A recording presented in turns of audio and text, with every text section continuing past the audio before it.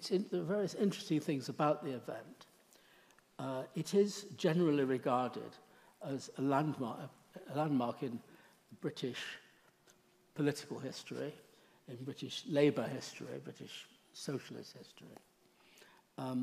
It did resonate throughout the 19th and into the 20th century as other movements like the Chartists and the Labour movement developed and grew, and the clamour for suffrage, and eventually including female suffrage, of course, grew.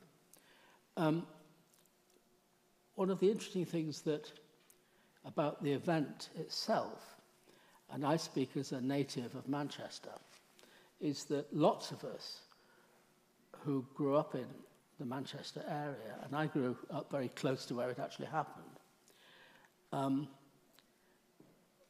and we discovered this when we were making the film, because there are people involved in the film, particularly in front of the camera, performers, actors, who have quite a wide range in age.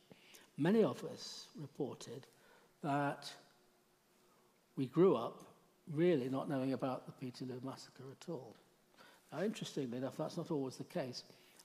Here in the audience is our executive producer, Gail Egan, who also grew up in the Manchester area, and she tells us that when she was a kid, her father used to take her around and show her the sights. I find it extraordinary that when we were at school, even closer to where it happened than where she grew up, that, for example, the primary school, the kids' school, never took us around and said, this happened here. But it is the case, and it's very interesting to reflect on, and we don't really know the answer to this, on why it should be that such a major and important event should be such a well-kept secret.